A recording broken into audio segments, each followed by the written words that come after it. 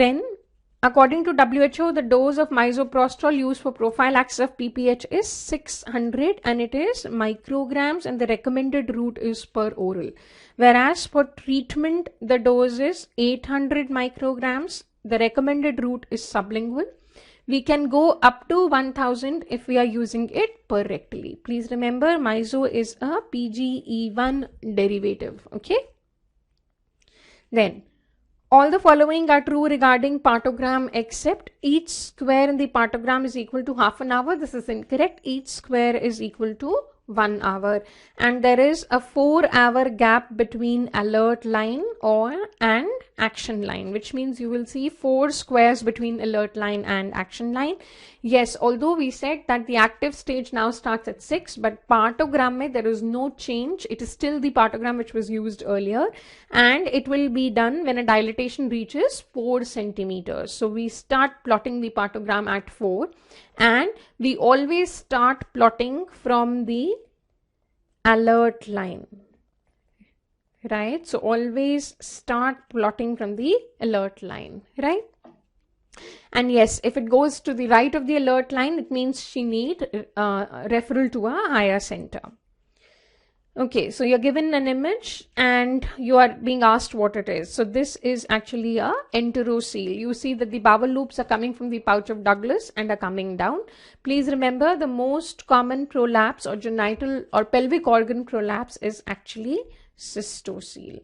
And enterocele is a level 1 defect of Delancey, whereas in other terminologies we say it is a posterior defect. So both these terms can be used for enterocele.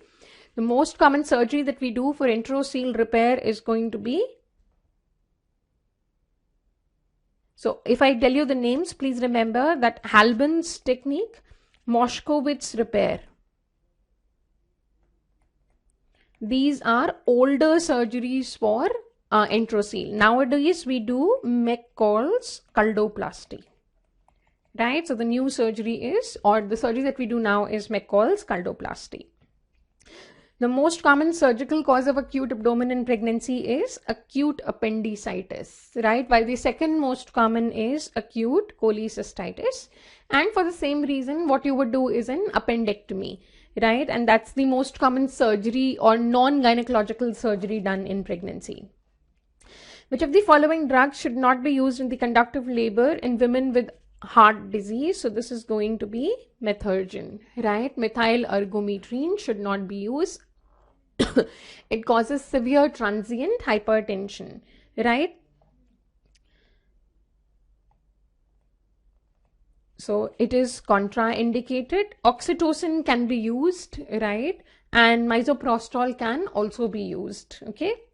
Steenle-Weltan syndrome is characterized by each of the following except multiple corpora lutea cysts in the ovaries. They are not corpus luteum cysts, they are simply follicular or follicles, right? So they are simply follicles which are small in size, usually measuring 2 to 9 mm. They have to be less than 10 mm. This is what is the Rotterdam's criteria. I hope you remember that the Rotterdam's criteria is that you should be able to see more than or equal to 12 follicles which are less than 10 mm in size, or ovarian volume should be more than 10 cc.